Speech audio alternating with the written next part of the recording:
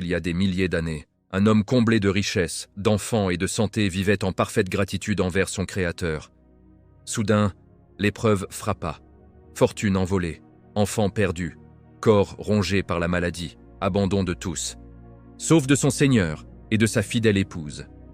Pendant des années interminables, il endura l'insupportable sans jamais se plaindre. Son secret ? Une patience légendaire.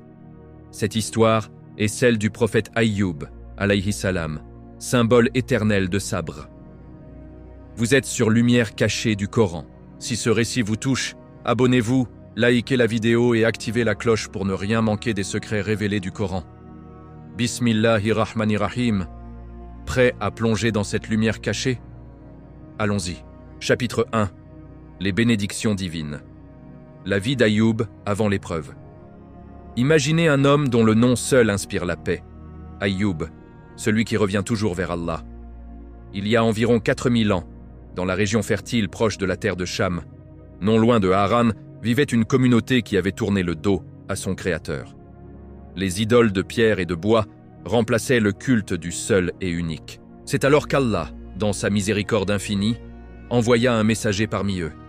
Ayyub ibn Namous, petit-fils d'Ishaq selon les récits les plus authentiques, descendant de la noble lignée des prophètes. Son nom, Ayyub, signifie « celui qui revient », celui qui se repent, car dans chaque épreuve, et il en connaîtra de terribles, son cœur ne connaissait qu'un seul refuge, son Seigneur. Allah l'avait doté de tout ce qu'un homme peut rêver sur terre, mais jamais ses bienfaits ne l'avaient enivré. Au contraire, il l'avait rendu plus humble, plus généreux, plus proche de son Créateur. Ayyub était d'une beauté saisissante, grand, épaules larges, cheveux bouclés d'un noir profond, yeux immenses et expressifs qui semblaient toujours porter une lumière intérieure.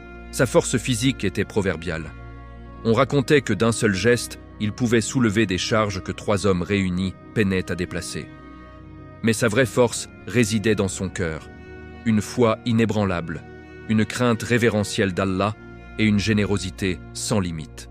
Allah lui avait accordé une descendance nombreuse et pieuse, 12 fils, tous élevés dans la droiture, tous attachés à la prière et à l'obéissance. Sa femme, Rahima, issue de la lignée noble de Youssouf alayhi salam, était une femme d'une beauté rare, d'une piété exemplaire et d'une loyauté absolue. Ensemble, ils formaient un couple que tout le monde enviait, non pour leur richesse, mais pour leur harmonie et leur dévotion. Et ces richesses, elles étaient immenses. Ayyub possédait des troupeaux innombrables, des milliers de chameaux aux bosses fiers traversant les plaines, des bovins gras paissant dans des herbages sans fin, des chevaux de race galopant librement, des ânes robustes et des chèvres produisant un lait abondant. Ces terres s'étendaient à perte de vue, champs de blé doré ondulant sous le vent, vergers chargés de dattes, de figues, de grenades et d'olives. Des ruisseaux irriguaient ces domaines, et des serviteurs loyaux travaillaient jour et nuit pour entretenir cette abondance. Mais attention, Ayyub n'était pas de ceux qui accumulent pour eux-mêmes. Sa maison était une porte ouverte. Chaque jour, des tables immenses étaient redressées. Il ne supportait pas de manger seul. « Comment pourrais-je avaler une bouchée alors que quelqu'un a faim à ma porte ?» disait-il. Orphelins, veuves, voyageurs, pauvres, malades, tous trouvaient refuge chez lui. Il habillait ceux qui étaient nus, mariait les jeunes filles sans dot, payait les dettes des endettés. Sa générosité n'avait pas de limite, et pourtant son cœur restait détaché de tout cela. Il savait que tout venait d'Allah et que tout retournerait à lui. Les gens l'appelaient l'ami des pauvres, le père des orphelins. Les enfants couraient vers lui en riant, les vieillards le saluaient avec respect. Les chefs de tribu venaient chercher ses conseils. Personne ne repartait les mains vides. Même ses ennemis, car il en avait, ceux qui jalousaient sa bénédiction, ne pouvaient nier sa droiture. Chaque matin, avant l'aube, Ayyub se levait, faisait ses ablutions et priait longuement. Il remerciait Allah pour chaque souffle, pour chaque rayon de soleil, pour chaque grain de blé. Les anges, dans les cieux, disaient « Paix et salut sur Ayyub, le serviteur reconnaissant. » Et quand son nom était prononcé sur terre, une lumière descendait sur lui. Pourtant, dans l'ombre, Iblis observait. Il voyait cet homme comblé qui ne s'enorgueillissait jamais, qui ne se rebellait jamais, qui ne cessait de dire « Alhamdulillah ». La jalousie le rongeait. Il murmura d'Allah. Comment cet homme pourrait-il être reconnaissant s'il n'a jamais connu la perte? Donne-moi la permission de l'éprouver, et tu verras s'il reste patient. Allah, le très sage, répondit. Je connais mon serviteur mieux que toi, je le mettrai à l'épreuve, et il deviendra un signe pour les mondes. Ainsi commença le chemin d'Ayoub vers l'une des plus grandes épreuves jamais racontées. Mais pour l'instant, il vivait encore dans l'abondance, ignorant que le vent du destin allait bientôt tout emporter. Chers amis de Lumière cachée du Coran, si cette première lumière vous a touché, si vous sentez déjà la grandeur de ce serviteur d'Allah, alors abonnez-vous maintenant, likez cette vidéo, activez la cloche et partagez-la autour de vous. Ensemble, continuons à dévoiler les trésors cachés du Coran. La suite arrive. Ne la manquez pas. Chapitre 2. Le complot d'Iblis, quand la jalousie céleste s'abat sur la terre. Chers amis, fermez les yeux un instant. Imaginez les cieux immenses, les anges en rang serré glorifiant leur Créateur jour et nuit. Parmi eux, un murmure venimeux se fait entendre. Iblis, le maudit, observe depuis son poste d'observation éternelle. Il voit Ayoub, un homme qui ne cesse de remercier Allah pour chaque bienfait, qui transforme chaque respiration en louange, chaque repas partagé en aumône, chaque sourire donné en sadaqa, et cela le rend fou de rage. Pourquoi cet homme est-il si comblé? Se demande Iblis. Regardez-le, riche, beau, fort, entouré d'enfants pieux, aimé de tous, et il ne se rebelle jamais, il ne se plaint jamais. À chaque instant, il dit « Alhamdulillah, comment puis-je supporter cela ?» Alors Iblis s'approche du trône avec cette audace que seul le désespoir peut donner. Il ose parler directement au Seigneur des mondes. « Ô mon Seigneur, regarde ton serviteur Ayoub. Tu l'as noyé sous les bienfaits. Des troupeaux sans nombre, des champs qui débordent, une famille qui t'adore, une santé de fer. Comment pourrait-il ne pas être reconnaissant? Tu ne l'as jamais testé avec la perte. Donne-moi la permission de l'éprouver, et je te montrerai qu'il finira par te maudire, par te désobéir, par tourner le dos à ta miséricorde. » Les anges retinrent leur souffle. Mais Allah, le Très-Haut, le connaissant de tout ce qui est caché et apparent, répondit avec une sagesse infinie. « Ô Iblis, tu penses connaître mon serviteur mieux que moi? Tu crois que sa gratitude n'est que le fruit de l'abondance? Je le connais mieux que son propre cœur. Je le mettrai à l'épreuve, et par cette épreuve, il deviendra un phare pour l'humanité jusqu'au jour de la résurrection. Vas-y, touche à ses biens, mais ne touche pas à son âme. Tu verras, plus je le frapperai, plus il se rapprochera de moi. » Iblis jubilait. Enfin, la permission était donnée. Il descendit comme un vent noir, invisible aux yeux des hommes, mais terrible dans ses intentions. Il savait que pour briser Ayoub, il fallait frapper là où l'homme est le plus vulnérable, dans ce qu'il aime le plus, dans ce qu'il a construit avec patience et sueur. Le premier assaut fut foudroyant. Un jour de printemps radieux, alors qu'Ayoub était assis sous l'ombre d'un grand arbre à partager du pain et des dattes avec des voyageurs, un berger accourut, le visage décomposé, les vêtements déchirés, les larmes coulant comme des rivières. « Ô Ayoub, ô mon maître, une catastrophe, une inondation soudaine venue des montagnes a tout emporté. Tes troupeaux de moutons, tes chèvres, tes bœufs, ils se sont noyés sous les eaux furieuses, plus rien n'est resté. » Ayoub leva lentement les yeux. Son visage ne trembla pas. Il posa sa main sur l'épaule du berger et dit d'une voix calme, presque douce, « Qui m'avait donné ces troupeaux? Allah, et aujourd'hui il les a repris. À lui appartient ce qu'il donne, à lui appartient ce qu'il reprend. Alhamdulillah. » Le berger, qui n'était autre qu'Iblis déguisé, resta figé. Il s'attendait à des cris, à des reproches, à une révolte. Rien, seulement ces mots. Alhamdulillah. Mais Iblis ne s'arrêta pas là. À peine le berger s'était-il éloigné qu'un autre messager arriva, essoufflé. « Maître, un vent violent comme jamais on en a vu a ravagé tes champs. Le blé, les orangers, les vignes, tout est arraché, dispersé, détruit. Tes greniers sont vides. » Ayoub se leva, regarda l'horizon où la poussière montait encore, et murmura « Louange à celui qui donne et qui reprend. Il est le souverain, le sage. Alhamdulillah. » Les gens autour de lui commencèrent à murmurer, impressionnés. Certains pleuraient pour lui. Mais Ayoub, il souriait légèrement, comme si une paix plus grande encore s'était installée dans son cœur. Iblis bouillonnait. « Ce n'est pas fini », pensa-t-il. Il savait que le coup suivant serait le plus douloureux. Peu après, un troisième messager arriva, le visage blême. « Ô Ayoub, ta maison, tes enfants », ils étaient réunis pour étudier le rappel d'Allah. Un tremblement de terre soudain, la maison s'est effondrée sur eux, aucun n'a survécu. Un silence de mort tomba sur l'assemblée. Les femmes se mirent à sangloter. Les hommes baissèrent d'eau la tête. Ayoub ferma les yeux. Des larmes coulèrent sur ses joues, non pas de révolte, mais de tendresse paternelle. Il aimait ses enfants plus que sa propre vie.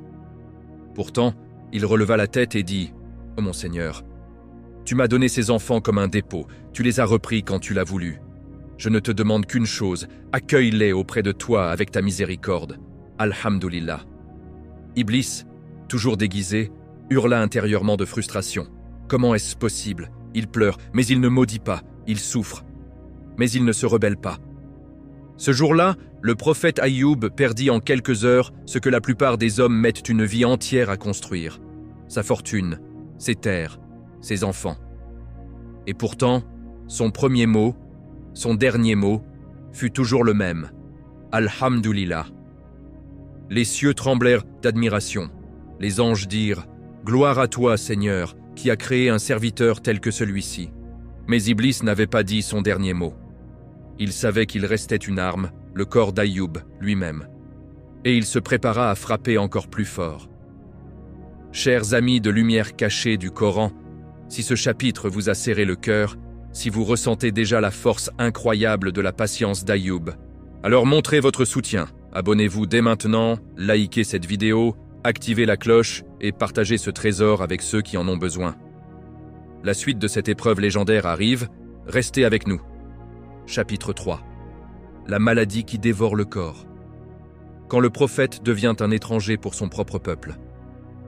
Les épreuves s'enchaînaient comme des vagues furieuses, mais Ayoub restait debout, ancré dans la gratitude. Sa fortune avait disparu, ses enfants avaient rejoint leur créateur, et pourtant son cœur chantait encore. Alhamdulillah. Iblis, consumé par la rage, comprit qu'il devait frapper plus profondément, là où même les âmes les plus fortes peuvent vaciller, dans la chair elle-même. Un matin, Ayoub sentit une chaleur étrange parcourir sa peau. Au début, ce ne fut qu'une démangeaison légère, puis des rougeurs apparurent, suivies de cloques douloureuses. Bientôt, son corps entier fut envahi par une maladie terrible, décrite dans les récits comme un mélange de lèpre et de variole, mais d'une violence inouïe. Sa peau se couvrit d'ulcères purulents, ses articulations gonflèrent, sa langue enfla au point de remplir sa bouche et de rendre chaque bouchée de nourriture un supplice. Il ne pouvait plus s'allonger sans douleur, ni s'asseoir sans gémir intérieurement. Allah mentionne cette épreuve dans le noble Coran, dans Sourate Sad, verset 41. « Et rappelle-toi notre serviteur Ayoub, lorsqu'il implora son Seigneur. Le diable m'a infligé détresse et souffrance. » Oui, Ayoub savait que c'était Iblis qui avait touché son corps, mais il ne l'attribuait pas au maudit. Il savait que rien n'arrive sans la permission d'Allah. Et cette permission, il l'accepta avec une soumission parfaite. La maladie dura 18 longues années. 18 ans de souffrance physique incessante. 18 ans où chaque jour ressemblait à une nuit sans fin. Son apparence changea tellement que les gens qui l'avaient reconnu autrefois détournèrent le regard. Les enfants qui jouaient jadis autour de lui s'enfuyaient en criant. Les amis d'hier devinrent des ombres qui passaient au loin. Même ses proches parents, par peur de la contagion ou par lâcheté, cessèrent de venir. La ville entière se mit à murmurer. La maladie d'Ayoub est contagieuse. Ne l'approchez pas, sinon vous la porterez vous aussi. Iblis, toujours tapi dans l'ombre, attisait ses peurs. Il se déguisait en passant, en voisin, en sage, et répandait le poison. Chassez-le, sinon nous serons tous frappés comme lui. Un jour, les notables de la ville envoyèrent un message à Rahima, sa fidèle épouse. « Emmène ton mari loin d'ici. Si vous restez, nous vous lapiderons tous les deux. Partez ou mourrez. » Rahima, cette femme au cœur de lion, ne pleura pas. Elle regarda son mari, allongé sur une natte usée, le corps ravagé, et murmura « Ô mon bien-aimé, il nous rejette. mais Allah ne nous rejette jamais. Avec une force que seule la foi peut donner, elle chargea le corps affaibli d'Ayoub sur son dos. Elle marcha pas à pas, hors de la ville, sous les regards haineux et les portes qui se fermaient. Personne ne les aida. Personne ne tendit la main. Celui qui, hier, nourrissait 1000 personnes chaque jour, était aujourd'hui porté par une seule femme, comme un fardeau que le monde refusait de toucher. Ils s'arrêtèrent loin des murs, sur un terrain aride. Rahima posa doucement Ayoub sur le sable chaud. Elle ramassa des pierres pour lui faire un oreiller, puis, avec des planches trouvées çà et là, elle construisit une petite hutte misérable. 4 murs de bois, un toit de branchages, rien d'autre. C'était leur nouveau palais, le palais de la patience. Là, isolé du monde, Ayoub continua pourtant sa mission. Chaque voyageur qui passait sur le chemin entendait sa voix faible mais claire. « Souvenez-vous d'Allah. Remerciez-le dans l'aisance comme dans l'adversité. La vie est éphémère, mais sa miséricorde est éternelle. » Rahima, elle, ne se plaignait jamais. Elle sortait chaque jour travailler, filer du fil pour les femmes de la ville, laver du linge, mendier discrètement quand il le fallait. Elle rapportait de quoi manger, un peu de pain sec, quelques dattes, et soignait son mari avec une tendresse infinie. Elle lavait ses plaies, changeait ses linges souillés, lui donnait à boire goutte à goutte quand sa bouche ne pouvait plus s'ouvrir. Iblis tenta encore. Il apparut à Rahima sous les traits d'un bel homme riche. « Pourquoi te sacrifies-tu pour un mourant? Laisse-le et viens avec moi. Je te donnerai des jardins, de l'or, une vie facile. » Rahima le fixa droit dans les yeux. « Je suis la femme d'Ayoub, le prophète d'Allah. Mon paradis est à ses côtés, même dans cette hutte. Va-t'en, maudit !» Une autre fois, il vint sous l'apparence d'un médecin. « Je peux le guérir, mais il faut mettre un peu de vin dans son eau, juste un peu. Ensuite, tu diras que c'est moi qui l'ai sauvé. » Rahima rentra en courant et raconta tout à Ayoub. Il sourit faiblement. « C'est encore lui. Iblis. Ne l'écoute pas, ma chère. Nous boirons de l'eau pure ou nous mourrons de soif, mais nous ne vendrons pas notre foi pour une guérison temporaire. » 18 ans. Rahima vieillit sous le poids du labeur et du chagrin. Ayoub devint un squelette vivant, mais son regard restait lumineux. Jamais un mot de plainte ne sortit de sa bouche. Au contraire, quand Rahima lui demandait timidement « Mon époux, pourquoi ne pries-tu pas Allah pour qu'il t'allège ?» Il répondait avec douceur « Nous avons vécu 80 ans dans le confort et la santé. Comment oserais-je me plaindre après si peu d'années d'épreuves? Alhamdulillah pour ce qui fut, Alhamdulillah pour ce qui est. » Chers amis de lumière cachée du Coran, si cette épreuve vous bouleverse, si vous mesurez la profondeur de la patience d'Ayoub et la loyauté de Rahima, alors honorez ce récit. Abonnez-vous à la chaîne, likez cette vidéo, activez la cloche et partagez-la avec ceux qui traversent leur propre tempête. La délivrance approche. Restez connectés pour le prochain chapitre. Chapitre 4. La solitude absolue. Quand même les anges semblent se taire. 18 années, 18 hivers glacés, 18 printemps sans fleurs, 18 étés brûlants où la sueur se mêlait au pus des plaies, 18 automnes où les feuilles tombaient comme les espoirs des hommes. Ayoub vivait maintenant dans cette hutte de fortune, loin des regards, loin des voix, loin de tout ce qui ressemble à la vie d'avant. Le monde continuait de tourner. Les marchés bruissaient, les enfants riaient, les caravanes passaient au loin. Mais pour lui, le silence était devenu un compagnon plus fidèle que n'importe quel ami. Rahima partait chaque matin avant l'aube. Elle marchait des kilomètres pour filer du fil dans les maisons des femmes qui osaient encore l'employer en cachette. Elle lavait des vêtements dans les ruisseaux, ramassait des herbes pour les vendre, acceptait les miettes qu'on lui jetait parfois par pitié. Elle rentrait le soir, épuisée, les mains crevassées, le dos courbé, mais le sourire toujours présent quand elle franchissait le seuil de la hutte. « Salam alaïka, mon aimé. J'ai rapporté un peu de pain et une datte. Allah a pourvu. » Ayoub levait faiblement la tête. Ses yeux, autrefois si brillants, étaient maintenant cernés de fatigue, mais ils gardèrent cette lumière intérieure qui ne s'éteignait jamais. « Wa alayki salam, Rahima. Alhamdulillah pour chaque bouchée que tu m'apportes. » Il mangeait en silence. Parfois, elle lui racontait les nouvelles du dehors, un mariage dans la ville, une naissance, une dispute au marché. Mais elle évitait soigneusement de parler des regards fuyants, des portes qui se fermaient, des enfants qui pointèrent du doigt en murmurant « le maudit malade ». Un soir, alors que le soleil se couchait derrière les collines, Rahima s'assit près de lui, posa sa tête sur ses genoux et murmura « Ô Ayoub, je suis fatigué. Pas de toi, jamais de toi, mais du monde. Pourquoi nous ont-ils abandonnés ainsi? Toi qui as nourri leur père, vêtu leur mère, marié leur sœur. Aujourd'hui, ils nous traitent comme des pestiférés. » Ayoub passa une main tremblante sur ses cheveux grisonnants. « Ma chère, les gens craignent pour leur peau plus que pour leur cœur. C'est leur faiblesse, pas la nôtre. Mais regarde, Allah ne nous a pas abandonnés. Il t'a donné la force de me porter jusqu'ici. Il te donne chaque jour de quoi nous nourrir. Il me donne encore la faculté de le remercier. N'est-ce pas suffisant? » Elle pleura doucement pour la première fois depuis des années. « Mais parfois, j'ai peur que tu partes avant moi. Qui me soutiendra alors ?» Il sourit faiblement. « Celui qui nous a réunis ne nous séparera pas sans sa sagesse. Et si je pars le premier, je t'attendrai au paradis, sous l'ombre de son trône. » Cette solitude était la plus cruelle des épreuves. Plus que la perte des richesses, plus que la mort des enfants, plus que la douleur physique. Être rejeté par ceux qui l'avaient aimé, par ceux qui l'avaient servi, par ceux qui l'appelaient autrefois notre maître. Les nuits étaient longues. Ayoub passait des heures à regarder le ciel à travers les interstices du toit.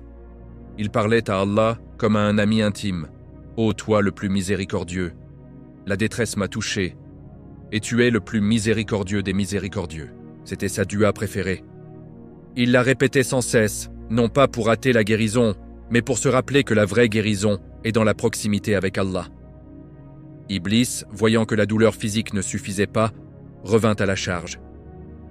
Il apparut à Rahima sous les traits d'un vieillard sage. « Ta beauté s'efface, femme. Ton mari n'est plus qu'un squelette. Pourquoi t'obstiner? Laisse-le à son destin. Va, reconstruis ta vie. » Rahima le regarda avec mépris. « Mon destin est lié au sien par le serment que j'ai fait devant Allah. Pars, démon. Tu ne me sépareras pas de lui. » Une autre nuit, Iblis s'approcha d'Ayoub lui-même sous forme d'une voix intérieure. « Regarde-toi, un prophète réduit à cela. Tes prières ne servent à rien. Ton Seigneur t'a oublié. Maudis-le, et peut-être t'entendra-t-il enfin. » Ayoub répondit à voix haute, dans le silence de la hutte. « Maudire mon Seigneur? Jamais.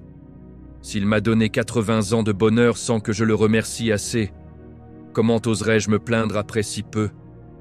Retourne en enfer, Iblis, mon cœur n'est pas à toi. » Les anges, témoins de cette résistance, descendaient en rangs invisibles et disaient « Gloire à Allah qui a créé un serviteur dont le sabre défie même le diable. » Mais la plus grande solitude vint un jour où Rahima tomba malade à son tour. Une fièvre la terrassa. Elle resta couchée 3 jours, incapable de se lever. Ayoub, lui-même à peine capable de bouger, rampa jusqu'à elle. Il trempa un chiffon dans l'eau qu'ils avaient, essuya son front, lui murmura des versets du Coran, lui donna les dernières dates qu'il gardait pour lui. « Tiens bon, ma compagne, Allah est avec nous. » Miraculeusement, elle guérit. Mais cet épisode montra à quel point ils ne dépendaient plus que l'un de l'autre et d'Allah. 18 ans de ce calvaire. 18 ans où Ayoub ne cessa jamais de dire Alhamdulillah. 18 ans où son cœur resta pur, intact, tourné vers le ciel. Chers amis de lumière cachée du Coran, si cette solitude vous émeut, si vous ressentez la puissance de leurs liens et de leur foi, alors soutenez ce récit. Abonnez-vous immédiatement, likez la vidéo, activez la cloche et partagez-la avec ceux qui se sentent seuls dans leurs épreuves. La délivrance divine est proche. Le prochain chapitre vous révélera le miracle. Restez avec nous. Chapitre 5. Le cri du cœur. La dua qui ébranle les cieux. Les années s'étiraient comme une ombre interminable. La hutte de bois craquait sous le vent du désert. La pluie rare tambourinait sur le toit de branchage et le sable s'infiltrait partout, rappel constant de l'isolement. Ayoub n'était plus qu'un corps brisé. Peau tendue sur des os saillants, membres déformés par la douleur chronique, souffle court et rauque. Pourtant, son esprit restait clair, vif, illuminé par une foi qui refusait de s'éteindre. Rahima, elle, portait le poids du monde sur ses épaules frêles. Ses cheveux, autrefois noires comme la nuit, étaient maintenant striées de blanc. Ses mains, rongées par le travail incessant, tremblaient quand elle versait l'eau dans la coupe ébréchée. Mais jamais elle ne se plaignit devant lui. Elle cachait ses larmes, souriait quand il la regardait et continuait de servir comme au premier jour. Un soir d'été étouffant, alors que le soleil disparaissait derrière les collines en laissant un ciel rouge sang, Rahima s'assit près d'Ayoub. Elle prit sa main décharnée dans la sienne et murmura, la voix brisée pour la première fois. « Mon époux, je ne supporte plus de te voir ainsi. Chaque jour je prie pour toi, mais je vois que la souffrance ne s'allège pas. Pourquoi ne demandes-tu pas à Allah de te soulager? Tu es son prophète, il t'entendra. » Ayoub tourna lentement la tête vers elle. Ses yeux, voilés par la fatigue, brillèrent soudain d'une tendresse infinie. « Rahima, ma compagne fidèle, combien de temps avons-nous vécu dans la santé et l'abondance ?» Elle réfléchit un instant. « 80 ans, mon aimé, 80 années de bienfaits, sans interruption. » Il hocha faiblement la tête. « Et combien d'années d'épreuves avons-nous endurées jusqu'ici ?» 18 ans. Un sourire paisible effleura ses lèvres craquelées. « Alors comment oserais-je me plaindre à mon Seigneur, alors que le temps de l'épreuve n'égale même pas le quart du temps de la facilité? J'ai mangé sa nourriture, bu son eau, respiré son air pendant 80 ans sans jamais le remercier comme il le mérite. Aujourd'hui, il m'éprouve et je lui dis « Alhamdulillah ». S'il veut prolonger cette épreuve jusqu'à ma mort, je l'accepterai. S'il veut m'en délivrer demain, je le remercierai. Mais je ne lui reprocherai rien. Jamais. Rahima baissa la tête, émue jusqu'aux larmes. Elle savait qu'il avait raison, mais son cœur de femme, de mère, d'épouse, souffrait de le voir ainsi. Quelques jours plus tard, alors que la nuit enveloppait la hutte d'un manteau d'étoiles, Ayoub sentit une nouvelle vague de douleur le submerger. Ses plaies s'étaient rouvertes, le pus coulait, la fièvre le consumait. Pour la première fois depuis le début, il leva les yeux vers le ciel, à travers les fissures du toit, et murmura d'une voix faible mais ferme « Rabbi ani massaniya de durru wa anta arhamur rahimin » « Ô mon Seigneur, la détresse m'a touché, et tu es le plus miséricordieux des miséricordieux. » C'était un cri du cœur, pas une plainte, pas une exigence, juste une reconnaissance humble de sa faiblesse humaine et de la grandeur divine. Il répéta cette invocation plusieurs fois, lentement, comme s'il savourait chaque mot. À cet instant précis, dans les cieux les plus hauts, les anges s'inclinèrent. Jibril, l'ange fidèle, descendit auprès d'Allah et dit « Ô Seigneur des mondes, ton serviteur Ayoub t'invoque dans sa détresse, et pourtant il ne te reproche rien, il te loue encore. Quand verras-tu bon de lui accorder ta miséricorde visible ?» Allah, le Très-Haut, répondit avec une tendresse que seuls les cœurs purs peuvent comprendre. « Mon serviteur Ayoub m'a prouvé sa sincérité. Il n'a pas faibli, il n'a pas désespéré, il n'a pas blasphémé. Maintenant, il est temps. Descends, Jibril. Apporte-lui ma guérison. » Mais avant que le miracle ne se manifeste, Iblis fit une dernière tentative désespérée. Il apparut à Rahima sous les traits d'un jeune homme riche et séduisant, bloquant son chemin, alors qu'elle rentrait avec un peu de nourriture. « Femme, regarde-toi, tu es encore belle malgré les années. Pourquoi gaspiller ta vie pour un homme fini? Viens avec moi, je te donnerai des palais, des serviteurs, une vie sans souffrance. » Rahima s'arrêta net. Elle le fixa sans peur. « Écoute bien, maudit. Mon cœur appartient à Ayoub et à Allah seul. Même si le monde entier m'offrait ses trésors, je ne trahirai pas mon serment. Retourne dans ton feu, car ici, tu n'as aucun pouvoir. » Iblis disparut dans un hurlement de frustration. Il savait que la fin approchait. Cette nuit-là, Ayoub dormit d'un sommeil agité, tourmenté par la fièvre. Vers l'aube, alors que le premier appel à la prière résonnait au loin dans la ville, une lumière douce envahit la hutte.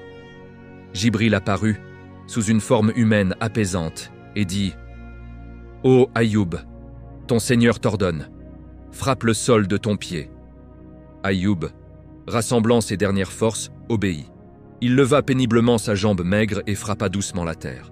Immédiatement, 2 sources jaillirent du sol aride. L'une chaude, l'autre froide et limpide. Jibril lui dit « Lave-toi avec l'eau chaude et bois de l'eau froide. Allah t'a guéri. » Ayoub plongea ses mains tremblantes dans l'eau chaude. À l'instant où elle toucha sa peau, les ulcères disparurent, la chair se régénéra, les os se redressèrent.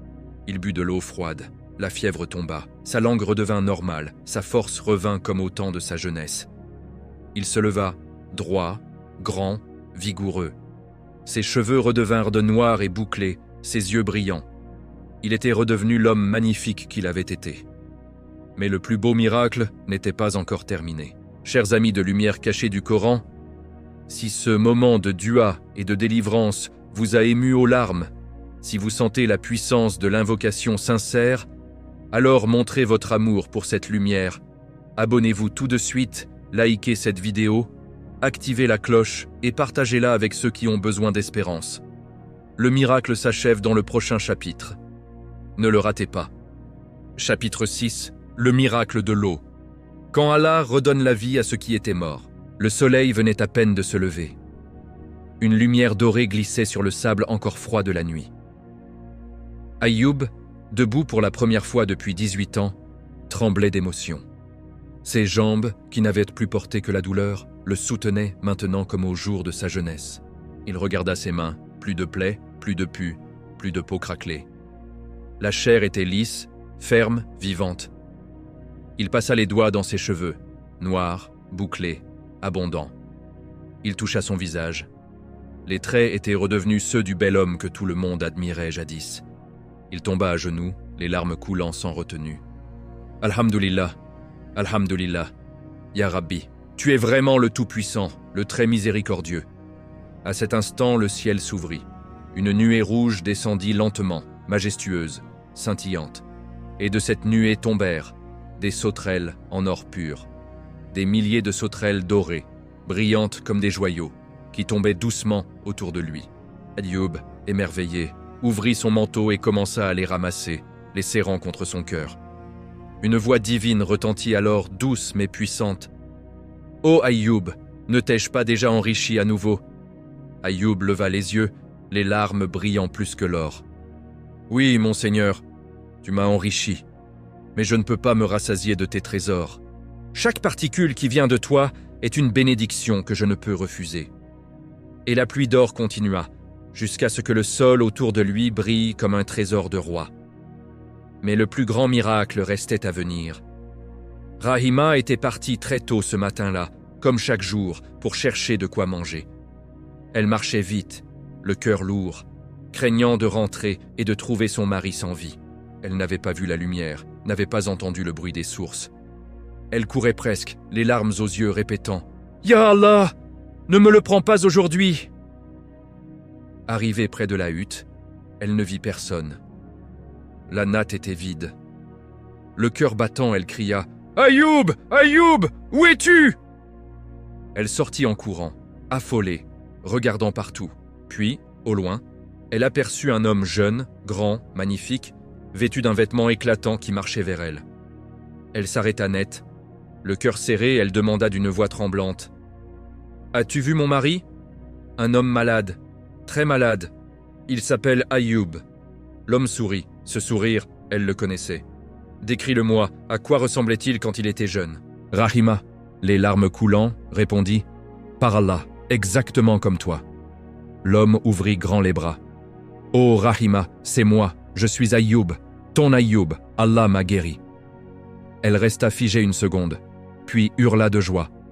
Elle courut vers lui, se jeta dans ses bras, pleurant, riant, embrassant son visage, ses mains, son cou. « C'est toi, c'est vraiment toi, Ya Allah, Ya Rabbi. » Ils tombèrent à genoux ensemble, enlacés, remerciant Allah à voix haute, faisant 2 longues rakas de remerciements, le front contre le sable, les larmes se mêlant à la terre bénie. Et alors, miracle sur miracle. Rahima sentit une chaleur envahir son corps. Ses cheveux redevinrent noirs et brillants. Ses rides disparurent. Sa beauté d'antan, celle qui faisait tourner toutes les têtes, lui fut rendue. Elle redevint la jeune femme splendide qu'elle était 80 ans plus tôt. Allah ne leur rendit pas seulement la santé, il leur rendit la jeunesse. Le prophète a dit « Quand Ayoub se lava dans cette eau, Allah fit pleuvoir sur lui des sauterelles en or, et il rajeunit sa femme comme au premier jour. Puis Allah leur accorda 16 nouveaux enfants, Certains disent 26, tous beaux, pieux, bénis. Leurs troupeaux revinrent plus nombreux qu'avant. Leur terre redevint fertile. Leur maison redevint un palais de générosité. Et quand ils revinrent enfin à la ville, les portes s'ouvrirent grandes. Les gens accoururent, ébahis, criant « Ayoub est revenu, le prophète est guéri !» Certains pleuraient de honte pour l'avoir abandonné. D'autres tombaient à ses pieds, demandant pardon. Ayoub, le cœur toujours pur, les relevait un par un. « Levez-vous, Allah m'a éprouvé et il m'a exalté. Que cela soit une leçon pour vous tous. La patience mène au miracle. Chers frères et sœurs de lumière cachée du Coran, si ce miracle vous a fait pleurer de joie, si vous ressentez la grandeur d'Allah dans chaque seconde de cette histoire, alors prouvez-le maintenant. Abonnez-vous à la chaîne, likez cette vidéo, activez la cloche et partagez ce miracle avec quelqu'un qui en a besoin aujourd'hui. Le prochain chapitre va vous bouleverser encore plus. Restez avec nous, la lumière continue de jaillir. Chapitre 7. Le retour triomphal, quand les traîtres deviennent suppliants. Le soleil était haut dans le ciel quand Ayoub et Rahima décidèrent de rentrer. Main dans la main, ils marchèrent vers la ville qu'ils avaient quittée comme des parias. Ayoub, redevenu le géant majestueux d'autrefois, avançait d'un pas assuré, ses vêtements neufs brillant sous la lumière divine. Rahima, rajeunie, rayonnait d'une beauté qui faisait tourner les têtes. Ses yeux noirs pétillaient, sa peau lisse resplendissait, et son sourire était celui d'une jeune mariée. À mesure qu'ils approchèrent des portes de la ville, les premiers regards se posèrent sur eux. Un berger qui gardait ses brebis près des remparts s'arrêta net, la bouche ouverte. « C'est... impossible. C'est Ayoub, le prophète Ayoub. » Il lâcha sa houlette et courut vers la ville en criant « Ayoub est revenu, Ayoub est guéri, venez voir, c'est un miracle !» Les portes s'ouvrirent en grand. Les marchands abandonnèrent leurs étals, les femmes sortirent des maisons avec leurs enfants. Les vieillards se levèrent en s'appuyant sur leurs cannes. Une foule immense se forma en quelques minutes. Les murmures devinrent des exclamations, puis des cris de joie mêlés de larmes. « Regardez, c'est lui, Allah l'a guéri. Et sa femme, elle est redevenue jeune, gloire à Allah. » Ayoub s'arrêta au milieu de la place centrale, là où autrefois il distribuait nourriture et vêtements aux pauvres. Il leva les mains et parla d'une voix forte, claire qui porta jusqu'aux confins de la ville. « Ô gens de ma communauté, Allah m'a éprouvé avec la perte de mes biens, la mort de mes enfants, la maladie de mon corps et l'abandon de mes proches. J'ai enduré 18 années de souffrance, sans jamais me plaindre, sans jamais douter de sa miséricorde. Et aujourd'hui, il m'a rendu tout cela, et plus encore. Il m'a rendu ma santé, ma jeunesse, ma famille, mes richesses, mais surtout, il m'a renforcé dans ma foi. » La foule pleurait. Certains tombaient à genoux. D'autres se frappaient à la poitrine de regret. Parmi eux se trouvaient ceux qui l'avaient chassé, les notables qui avaient ordonné son exil, les voisins qui avaient fermé leurs portes, les amis qui avaient disparu quand la maladie l'avait frappé. Ils s'avancèrent, tête baissée, les joues rougies de honte. L'un d'eux, un ancien chef de tribu, s'agenouilla devant Ayoub et dit d'une voix tremblante « Ô prophète d'Allah, pardonne-nous, nous avons eu peur. Nous avons cru que ta maladie nous contaminerait. Nous t'avons rejeté comme un pestiféré alors que tu étais notre bienfaiteur. Nous avons péché gravement. Punis-nous si tu le veux, mais demande à Allah de nous pardonner. » Ayoub les regarda un à un. Son regard n'était pas dur ni vengeur. Il était empli de compassion, la compassion d'un prophète qui sait ce que c'est que d'être humain. Il posa sa main sur l'épaule du chef et dit doucement « Levez-vous, mes frères. Allah est le pardonneur, le miséricordieux. S'il m'a pardonné mes faiblesses et m'a élevé après m'avoir abaissé, comment ne pardonnerais-je pas à ceux qui se repentent? Je ne garde aucune rancune. Allez, et rappelez-vous, la peur peut nous faire commettre des injustices, mais le repentir sincère efface tout. » Puis il se tourna vers la foule entière. « Retournez à Allah. Abandonnez les idoles que vous adorez en secret. Revenez au Tawhid, à l'unicité de votre Créateur, car ce que vous voyez aujourd'hui n'est pas seulement ma guérison, c'est un signe pour vous. La patience dans l'épreuve mène à la victoire. La gratitude dans l'abondance mène au paradis. » Allah mentionne ce retour dans le noble Coran, sourate Sad, verset 43. « Et nous lui rendîmes sa famille, et la fîmes 2 fois plus nombreuse, par miséricorde de notre part et en tant que rappel pour les gens doués d'intelligence. Selon les exégètes, Allah ne se contenta pas de ramener ses enfants perdus, il doubla leur nombre. Certains récits disent qu'il ressuscita ses premiers enfants et en ajouta d'autres. D'autres expliquent que les nouveaux enfants furent si nombreux et si bénis qu'ils équivalaient au double de ce qu'il avait perdu. Ayoub rentra dans son ancienne maison. Elle était restée vide depuis des années, mais à peine y entra-t-il que les puits se remplirent à nouveau. Les champs reverdirent, les troupeaux revinrent, plus gras et plus nombreux qu'avant. Les serviteurs loyaux qui avaient fui par peur revinrent, demandant pardon. Il les accueillit tous, et chaque jour, sa table fut dressée pour des centaines de personnes. Il nourrissait les pauvres, mariait les orphelines, aidait les endettés. Mais désormais, il ajoutait une phrase à chaque geste de générosité. « Souvenez-vous, ce que je vous donne n'est rien comparé à ce qu'Allah m'a rendu après m'avoir tout repris. Remerciez-le. » Les années passèrent.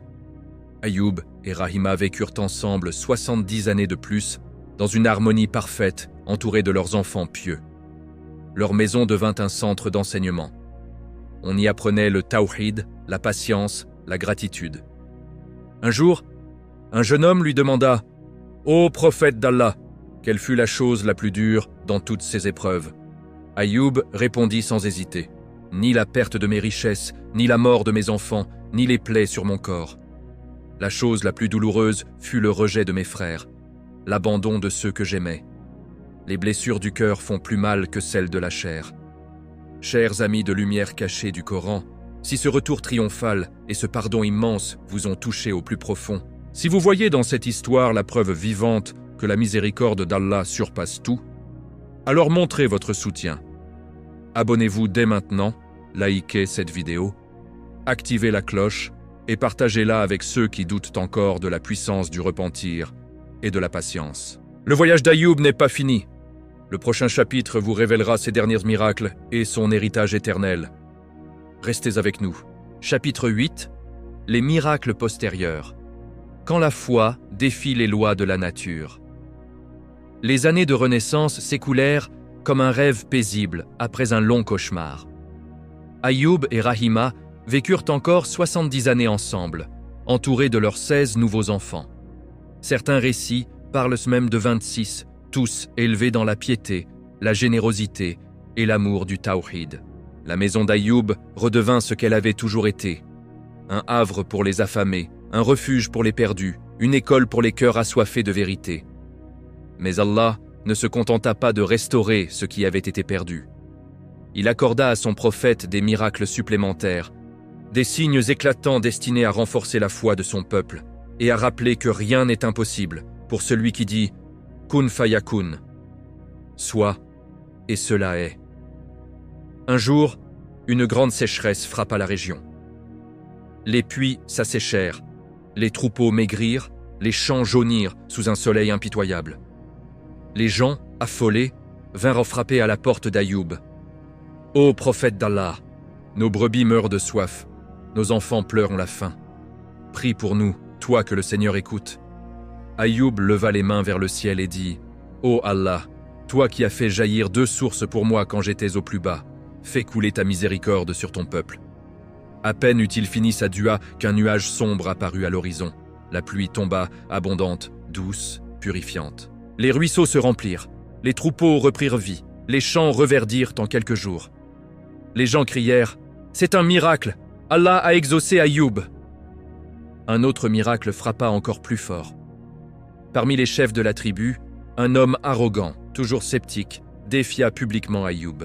« Si tu es vraiment un prophète, fais que ta maison tienne debout sans piliers. Si tu y arrives, je croirai en ton Seigneur. Sinon, tu n'es qu'un menteur. » Ayoub ne répondit pas par la colère. Il entra dans sa maison, pria 2 rakats, puis leva les mains et dit « Ô Allah, montre ta puissance à celui qui doute. » Sous les yeux ébahis de la foule rassemblée, les piliers de bois qui soutenaient le toit se détachèrent soudain. Ils tombèrent au sol avec un bruit sourd. Et pourtant, la maison resta suspendue en l'air. Pas un mur ne bougea, pas une poutre ne craqua. Elle flottait, stable, comme retenue par une main invisible. Le chef arrogant devint livide. Il tomba à genoux, tremblant. Je témoigne qu'il n'y a de divinité qu'Allah et qu'Ayoub est son serviteur et son messager. La maison resta ainsi plusieurs heures, signe visible pour tous, avant que les piliers ne reprennent leur place, comme si rien ne s'était passé. Ces miracles se multiplièrent. Les pauvres venaient à le voir pour leurs dettes, et Ayoub priait. Leurs créanciers oubliaient soudain leurs créances. Les malades incurables touchaient le seuil de sa porte et repartèrent guéris. Les stériles imploraient sa dua, et l'année suivante, elles portèrent leur bébé dans leurs bras. Mais Ayoub ne s'enorgueillissait jamais. À chaque miracle, il disait « Ne me remerciez pas, remerciez Allah. Moi, je ne suis qu'un serviteur éprouvé et pardonné. Ces signes ne sont pas pour moi, mais pour vous, pour que vous reveniez à lui avant qu'il ne soit trop tard. » Un soir, alors que la famille était réunie autour du dîner, une table immense où des centaines de personnes mangeaient encore chaque jour, Ayoub raconta à ses enfants « Mes petits, rappelez-vous toujours, la vraie richesse n'est pas dans l'or qui tombe du ciel, ni dans les troupeaux qui se multiplient. La vraie richesse est dans un cœur qui dit « Alhamdulillah » dans la joie comme dans la peine. J'ai tout perdu et j'ai tout retrouvé. Mais ce que je n'ai jamais perdu, c'est ma certitude qu'Allah est suffisant pour moi. Rahima, assise à ses côtés, ajouta doucement « Et moi j'ai appris que l'amour vrai ne s'arrête pas à la santé ou à la beauté. Il endure les plaies, les rejets, les années de misère, parce qu'il est ancré en Allah. » Les enfants écoutaient, les yeux brillants. L'un d'eux, le plus âgé, celui qu'on appelle parfois Dhul-Kifl dans certaines narrations, demanda « Père, si Allah te rappelait aujourd'hui, que lui dirais-tu » Ayoub sourit, les larmes aux yeux. « Je lui dirais « Ô mon Seigneur, tu m'as donné plus que je ne méritais. Tu m'as éprouvé plus que je ne pouvais imaginer. Et pourtant, chaque instant avec toi valait tout. Alhamdulillah pour ta générosité. Alhamdulillah pour tes épreuves. Alhamdulillah pour ton pardon. » La nuit tomba sur cette maison bénie. Les étoiles semblaient plus brillantes, comme si les cieux eux-mêmes veillaient sur ce prophète patient. Chers amis de lumière cachée du Coran, si ces miracles vous ont fait vibrer, si vous sentez que la puissance d'Allah est plus proche que jamais à travers l'histoire d'Ayoub, alors ne restez pas silencieux. Abonnez-vous immédiatement. Likez cette vidéo, activez la cloche et partagez ce trésor avec ceux qui doutent encore. Le chapitre suivant révélera l'héritage éternel d'Ayoub et ses dernières paroles. Restez avec nous, la lumière ne s'éteint pas. Chapitre 9. L'héritage éternel, quand un prophète devient un rappel pour les générations. Les 70 dernières années de la vie d'Ayoub furent un long chant de gratitude. Sa maison ne désemplissait jamais. Des voyageurs venèrent de loin pour entendre sa voix. Des étudiants s'asseyaient à ses pieds pour apprendre le secret de la patience. Des cœurs brisés venaient chercher consolation. Il n'était plus seulement un homme guéri. Il était devenu un signe vivant, un verset ambulant du Coran. Une preuve que la miséricorde d'Allah suit toujours la soumission parfaite. Allah dit dans Sourate Sad, verset 44, « Et prends dans ta main un faisceau de brindilles, puis frappe avec cela et ne viole pas ton serment. Nous l'avons trouvé vraiment endurant. Quel bon serviteur. » Il se repentait constamment. Les savants expliquent que vers la fin de sa vie, Ayoub avait juré dans un moment de grande souffrance de punir Rahima pour une faute mineure. Certains disent qu'elle avait tardé à lui apporter de l'eau un jour de fièvre intense. Mais quand la guérison vint, il regretta son serment. Allah lui ordonna alors de prendre un faisceau de 100 brindilles fines et de frapper une seule fois, légèrement, pour accomplir son serment sans faire de mal. Ce geste montre à quel point Ayoub craignait Allah, même dans les détails les plus infimes. Son fils aîné, celui qu'on appelle dans certaines narrations Dhul-Kifl, fut désigné comme successeur. Les avis divergent. Certains savants le considèrent comme un prophète, d'autres comme un homme pieux et juste qui porta le flambeau de son père. Ce qui est certain, c'est qu'il hérita de la même droiture, de la même générosité, du même attachement au tawhid. Ayoub passait ses journées à enseigner « Mes enfants, mes frères, ne laissez jamais le monde vous tromper. La richesse peut partir en un jour, la santé peut s'effondrer en une nuit, les amis peuvent vous abandonner quand vous avez le plus besoin d'eux. Mais Allah reste, toujours. Dites Alhamdulillah quand il donne, dites Alhamdulillah quand il reprend, car chaque épreuve est une porte vers un degré plus élevé au paradis. Il racontait souvent son histoire sans orgueil, en pleurant. « J'ai vu mes enfants mourir sous mes yeux. J'ai vu mon corps se décomposer de mon vivant. J'ai vu les portes se fermer, les regards se détourner. Mais je n'ai jamais vu Allah m'abandonner. Pas une seconde. » Un jour, un jeune homme lui demanda « Ô prophète d'Allah, que dois-je faire quand la vie m'accable ?» Ayoub répondit « Invoque comme je l'ai fait. Rabbi ani masani ad-durru wa anta arhamur rahimin. Et souviens-toi, la détresse est temporaire, mais la récompense de la patience est éternelle. » Rahima, sa compagne fidèle jusqu'au bout, mourut paisiblement dans ses bras, entourée de leurs enfants. Ayoub pleura beaucoup, mais il dit « Elle a été ma moitié de foi. Elle a porté mon corps quand je ne pouvais plus marcher. Elle a porté mon cœur quand le monde le rejetait. Ô Allah, réunis-nous au paradis sous ton trône. » Peu après, Ayoub sentit sa fin approcher. Il réunit ses enfants et leur dit « Enterrez-moi simplement. Ne construisez pas de dôme sur ma tombe. Dites aux gens, ici repose Ayoub, le patient, le reconnaissant. Et rappelez-leur que la vraie tombe est celle du cœur.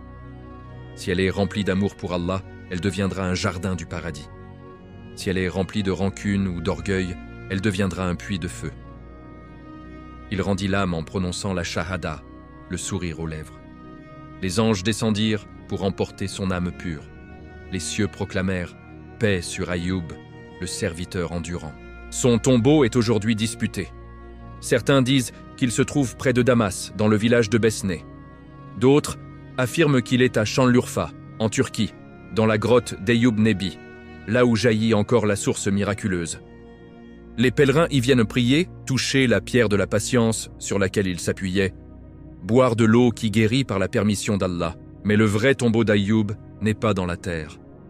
C'est dans chaque cœur qui dit Alhamdulillah, dans l'épreuve, dans chaque âme qui refuse de se révolter contre son Seigneur, dans chaque vie qui transforme la douleur en adoration.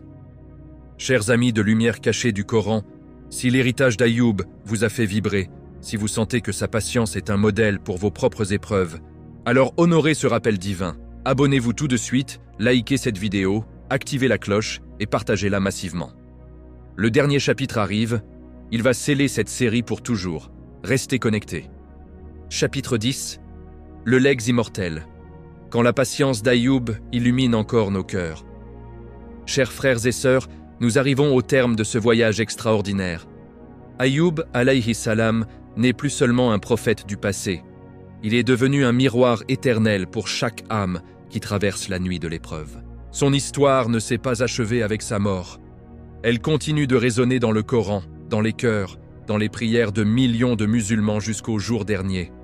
Allah, dans sa sagesse infinie, a fait d'Ayoub un symbole universel. Chaque fois qu'un croyant perd son emploi, voit sa santé s'effriter, enterre un enfant, subit la trahison d'un proche ou sent le poids écrasant de la solitude, le nom d'Ayoub surgit comme une lumière dans l'obscurité. Pourquoi ? Parce qu'il a prouvé que l'on peut tout perdre, et pourtant tout gagner en se tournant vers Allah. Le messager d'Allah a dit dans un hadith authentique, rapporté par Bukhari et Muslim, « Les plus durement éprouvés parmi les gens sont les prophètes, puis ceux qui leur ressemblent le plus, puis ceux qui leur ressemblent de moins en moins. » Ayoub est au sommet de cette échelle. Ses épreuves n'étaient pas une punition, elles étaient une élévation. Chaque plaie sur son corps était une médaille invisible au paradis. Chaque larme, versée en silence, était une perle pour sa balance. Chaque « Alhamdulillah » prononcé dans la douleur multipliait ses degrés auprès d'Allah.